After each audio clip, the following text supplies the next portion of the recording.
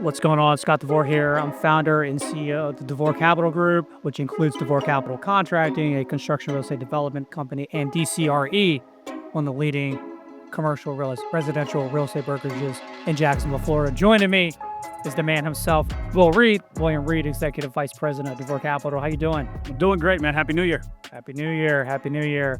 Hey, we got a little real estate war room. We got some predictions of 2026 real estate market. We'll talk about what happened last year in 2025 and all that good stuff. But you ready for 2026? It's the 250th anniversary of our great country, United States of America.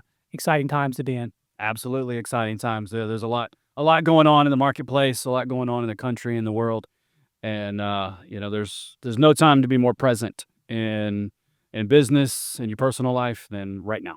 Yes, sir. Yes, sir. Well, we're going to talk a little bit specifically about the Jacksonville real estate market. That's where we primarily operate, especially with our real estate division.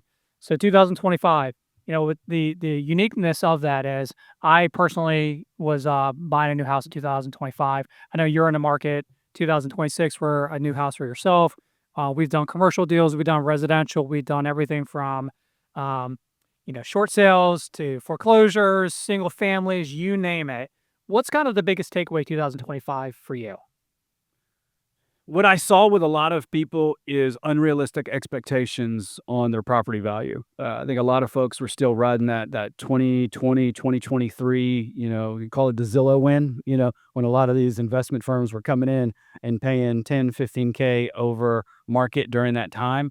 And that's not happening, and it hasn't been happening for a couple of years. But a lot of the fake evaluations that you're looking at is still kind of given some of those pricing models. So you saw homes sit on the market a lot longer than they needed to because they're using bad data, and that wasn't current with what's going on today.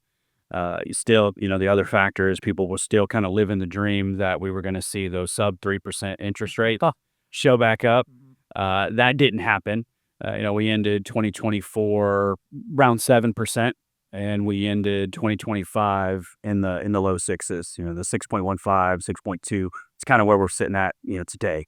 That's, I locked in my interest rate and the home we're looking to buy at 6.25. Yeah. And I'm happy with 6.25 because I'm realistic as to what the market is right now. Right. And could it come down in 4 or 5 years? Maybe.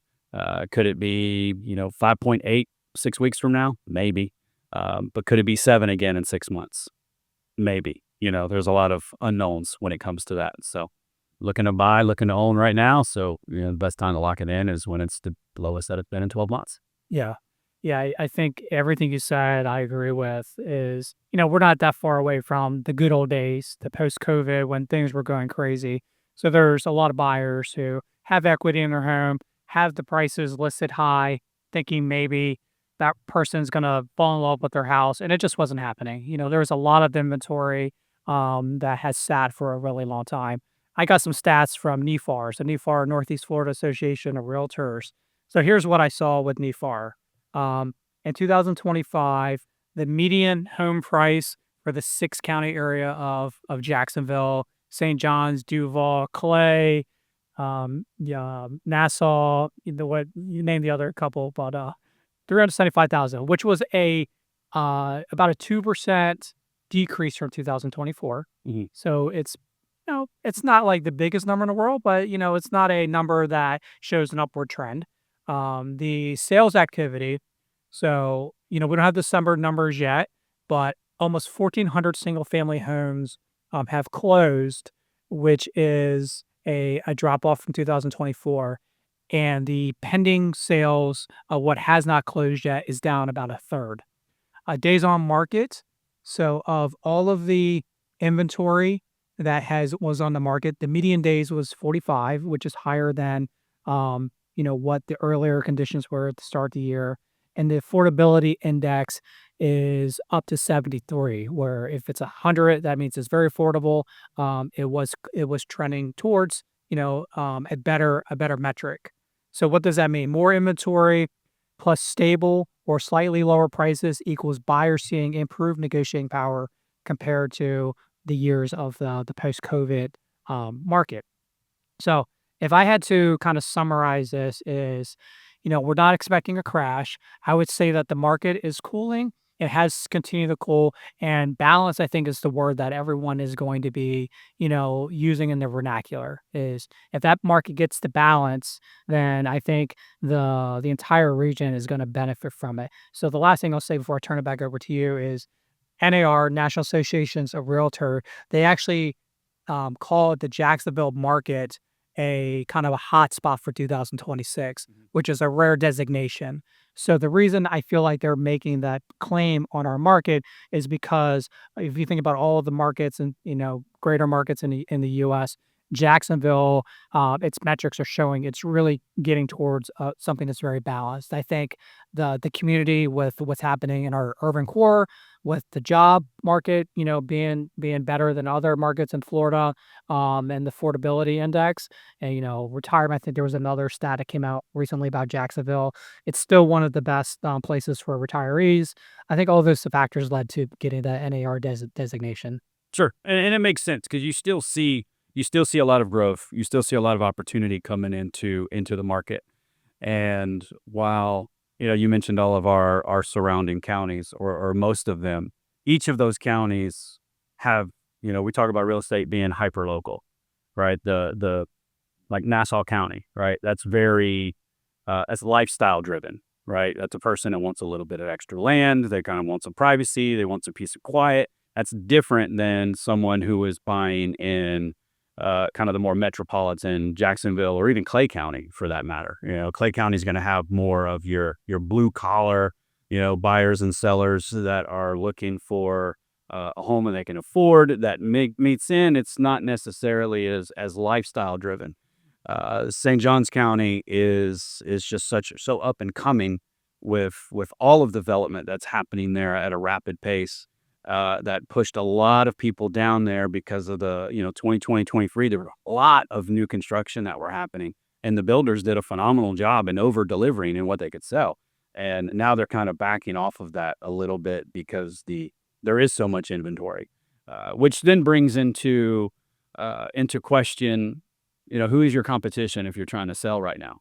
Because if you're trying to sell your existing home, and we've talked about this a lot, and your competition is new construction, there are so many benefits to new construction that you have to put into your thought process. Builders are doing, rate buy downs. I know someone, they just locked in their new construction home at 4.3, like, eh, why wouldn't you? Yeah. If you're looking at the cost of money, because cheap money doesn't exist anymore. And if you look over the last 20 years, we're right in the average of where the money should cost. We were super spoiled for many years with, sub 4%, sub 3%. And, we paid for that with a massive upswing in property values, and just everybody was buying everything. And then you saw it kind of slow down and start to taper off when it started to adjust for inflation and interest rates started to creep back up. And everybody got scared and started like, oh, the real estate market's crashing, it's crashing, it's crashing. It's going to be 2008, 2009 all over again. And that's just not the reality, right? There was a massive upswing, and then there was a correction. And you said balance. I say maturing in this market. It's getting more stable, which is good for sellers and buyers. If you go into the marketplace, as long as you're not greedy, you're going to be able to sell.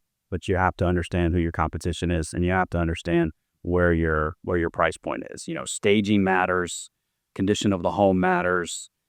Those first 14 days on the market in 2026 are going to be huge. You want to get as much visibility as possible, and if you do it right, you'll be able to get that 40 days, 45 days, Right. average time on market. You be able to get it down even lower. I mean, you go back to 2022, time on market was probably, I don't have the data in front of me, but it was probably like 15 days at that, and they were just Yeah. getting bought up quick. Yeah. Well, it's exactly what you said. Is it doesn't matter what market you're in. If you price it right, you're going to get the interest, and you're going to get this thing under contract. Yep. It's hyper local, as you said. If you think about, you don't want to think about the national trends of real estate. And you don't even want to think regionally. You want to think zip codes, and not even more, and not even only zip codes, but like certain areas within. within the zip codes, so desirable areas. Those those have a higher likely of going under contract Mhm. much sooner than what the national averages are, especially at the price rate. Right. The other factors that really kind of play into just the market in general and more towards affordability is a topic that's been controversial for a long time, which is property insurance. Sure. Property insurances have actually gone up like crazy, over the last like 10 years. I've been a resident of Florida for 10 years. And I remember, I think my first policy 10 years ago on a house that's probably 15 years old at the time I bought it was like $1,400 a year. I think post COVID, it went up. It like doubled and went up like 1,000. That's probably almost $4,000 a year. Sure. But with the legislature doing a lot of things, some people like what Florida's been doing, some people would not. But actually, I think property insurance prices have been lowering, Mhm. and that's actually benefiting the whole state. And I just know the house that I closed on earlier in 2025, brand new house. So I'm sure that had a lot to do with it. I think our policy was well under $2,000 for the year. Sure. And I know you probably got some quotes on the house that you're buying, but roughly, do you know how much Yeah, they so come up with? I bound the policy for 3,100 Okay, for the home was built in 2003, and new roof, new AC, new water use, all those major components are taken care of.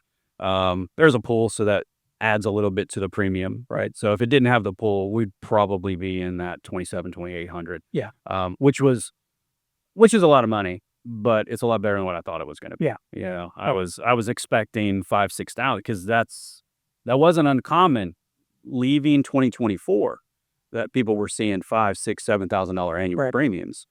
So they are starting to come down, which helps the affordability because you got property taxes, property insurance, and then the mortgage, right? The interest rate is just only one piece of it. You start adding in, another I think my proposed property taxes for this property, which is in Clay County, about 580 a month. So you add that up, like that adds up quick, right? It cuts into what you can buy and what you can spend because it's all a factor. yeah. So these are the things that affect your buying decision and what you're able to buy. We talk taxes. I believe that that 6% that we're kind of at right now. Um, I don't really see it getting lower than 5.25 in 2026. I hope so. I know Trump is really pressing the who's the guy who's in charge of the rates? I forget his name, but it's the Federal Reserve, Oh, right? Powell? Yeah, Powell. I know he's putting a lot of pressure, for the rates to drop because they want 2026, which is our 250th anniversary, just to be a good, prosperous year for America. So I know there's a lot of pressure to get those rates lower. We talked about property insurance. We know that's definitely has improved for the state.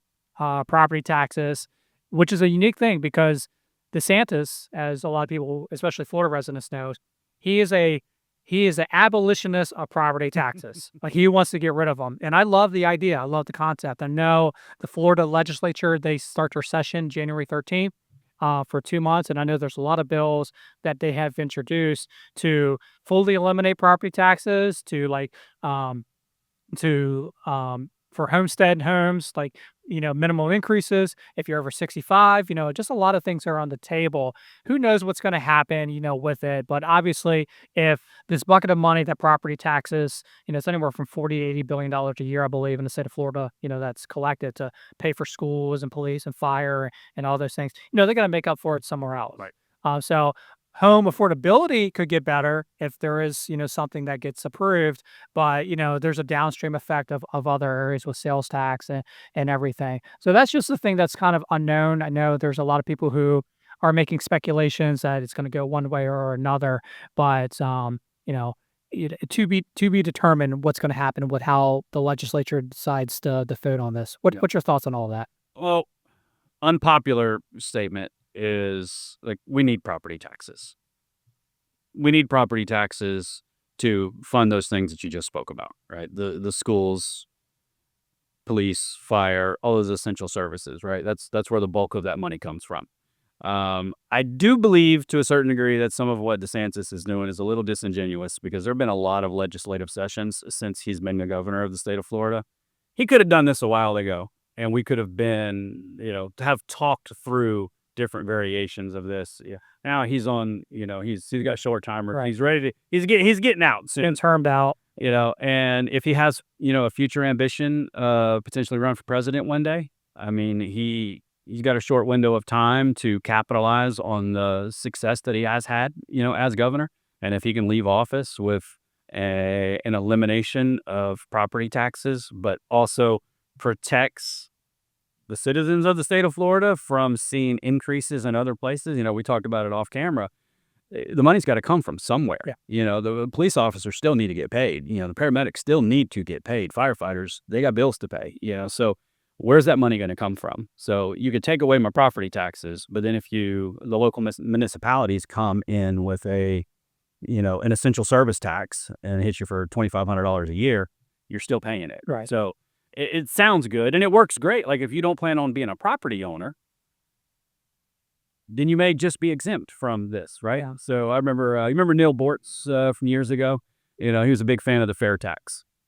So the fair tax was basically no federal income taxes, no state taxes, no nothing. You pay, it was a consumption tax, right? So if you bought something, that's when you paid your taxes. And his belief, and people that, it's more of a libertarian mindset, is that everybody should pay their own fair share of taxes.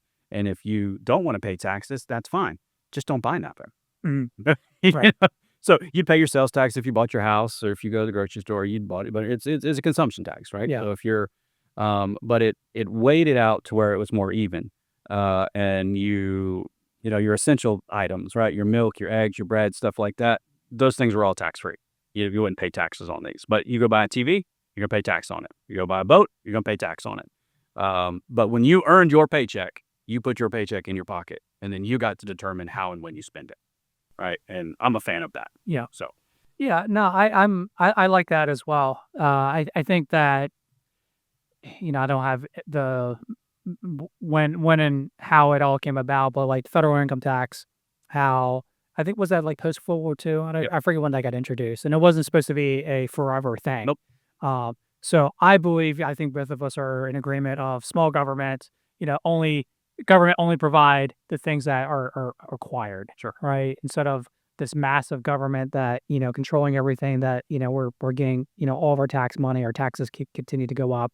Why do I say that? I don't know. Well, I mean, no, I think it adds to everything, because when you're talking real estate, you're talking, we're going to jump out to Tennessee, right? Home Depot just scrapped a $10 billion development project for a major logistic hub, right? Which laid off thousands of people, right? So there's things going on in the economy that affect, so as soon as that plan to put this major logistic hub for Home Depot in that market, then what happened in the surrounding areas? Builders started breaking ground. They started getting ready for an influx of people to buy homes, right? And you see those things happening here. If something changes or shifts, and a major corporation like Home Depot no longer feels that it is viable to do what they need to do, it disrupts the whole apple cart. So when you have $40 trillion in debt that doesn't look like it's coming down anytime soon, it's a scale that is very unevenly balanced. So there are things that you got to look at from a just an overall fiscal responsibility, right? And the government can take on as much debt as they choose. They've proven that time and time and time again. You and I, as consumers, can't do that, right? So we are very focused in on, okay, where's every penny going to go? How much property tax I'm going to pay? What's my insurance going to be like? Where am I going to live? Where are my kids going to go to school? Right? These are all things that are important to most people that do not seem like they're getting addressed on a national scale. Yeah.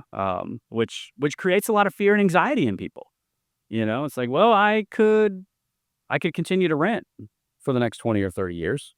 Well, then what if your landlord does sell the house out from underneath you? So like, well, you go buy, and then you have that dream of home ownership, but then the company you work for goes out. Well, then what are you going to do, right? So there's always risk involved. Yeah. Let's transition to condos. Condos, it's like the wild card. Yep. Right.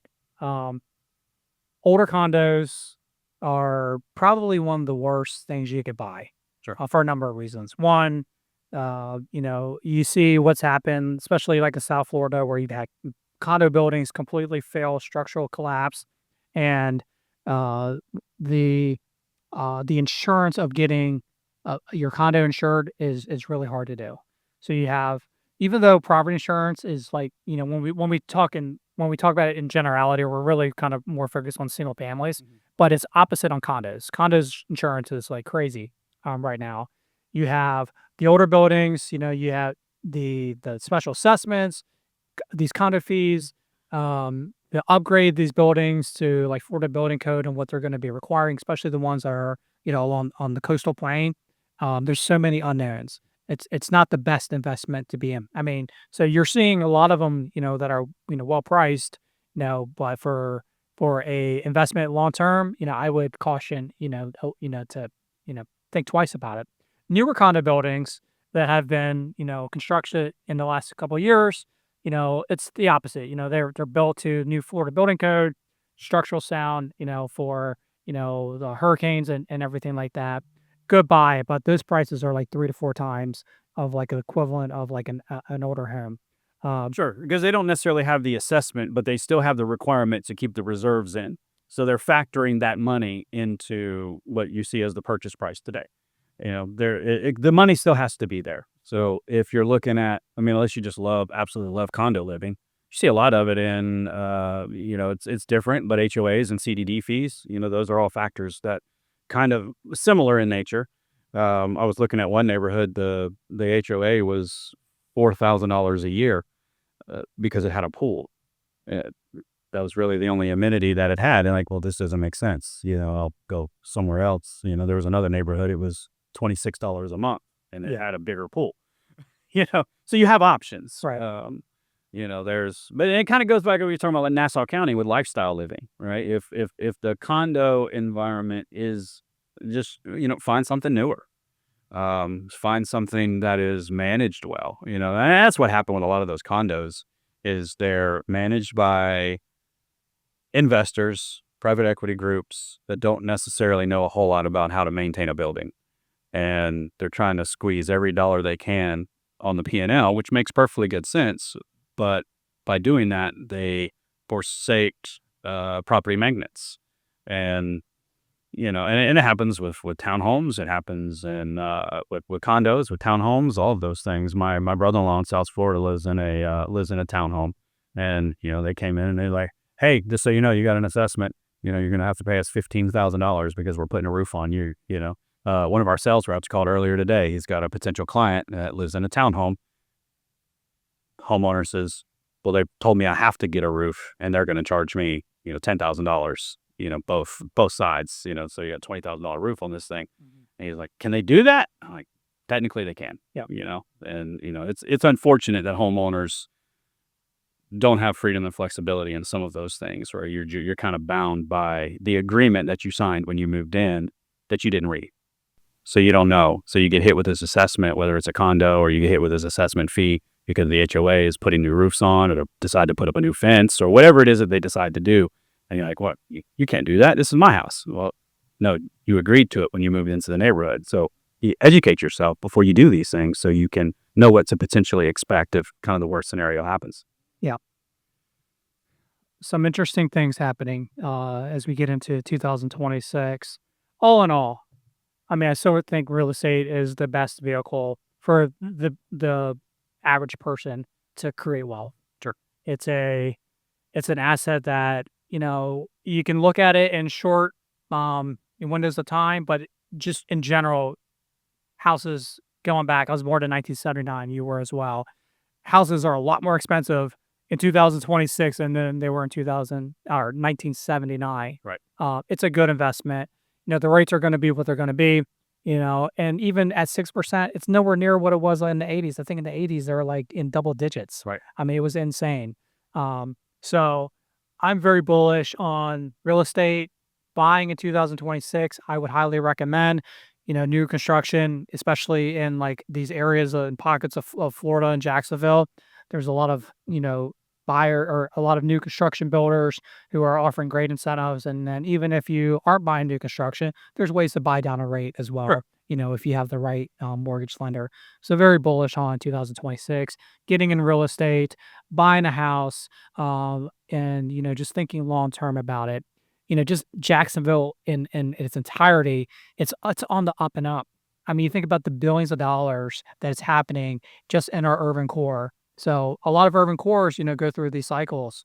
Man, Jacksonville is on the up, and especially if you can find something that is, a good commute to downtown, because I think Jacksonville's traffic's not the worst in the country, but it's getting really bad. Sure. And that's because there's a lot of people who have, moved here over the years. The population is growing and everything. But, my recommendation is in 2026, definitely don't be afraid to buy. It's actually it's a good buyer's market, if not balanced. And that's my recommendation. What's your, you know, takeaway for people who wants to buy or not buy in 2026? Yeah, in the last, so we're January 2nd as the time of this filming. In the last 7 days, I've talked to 3 buyers that are relocating from a little further out to Jacksonville or Duval, Clay County area. And the personal reasons, why they're moving up here and what they're looking for is where they're going to be forever. Right. And so I definitely think it's a good time to buy if you can afford it. Right. And that sounds like a dumb thing to say, but if you can afford whatever the interest rate is in the house and it fits your lifestyle and it fits your needs, the thing that I encourage potential buyers into is to really evaluate how long you plan on being in this area. Right. Life happens, jobs change, transfers, we got a large military presence here.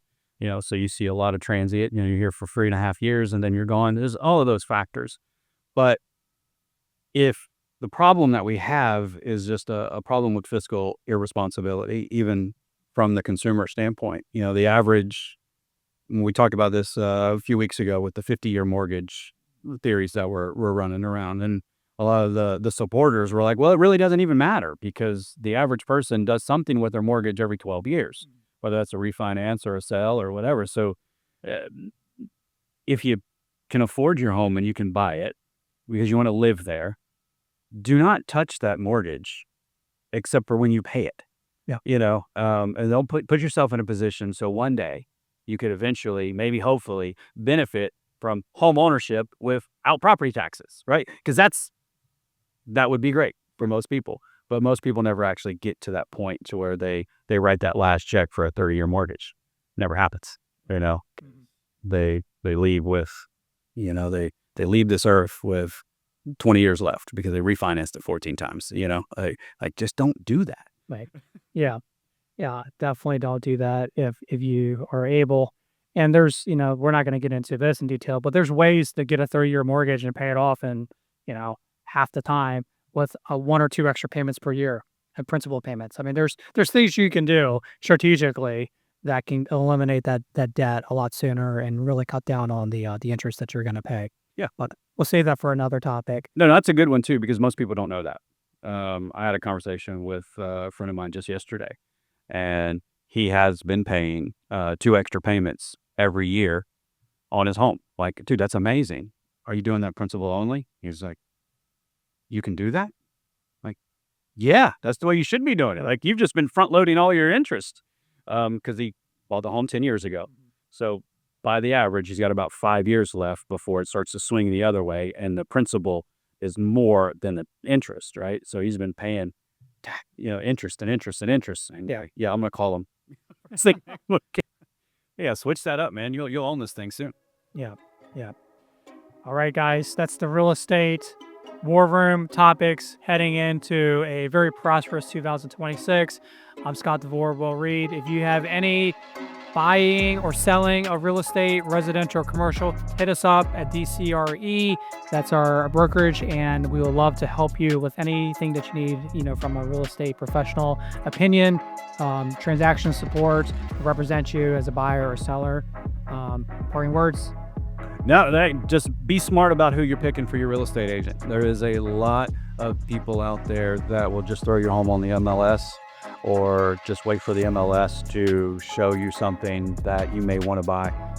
Again, that first 14 days on the market is going to be key in 2026. So who you pick to represent you is going to mean, the difference between thousands of dollars, potentially, if not tens of thousands.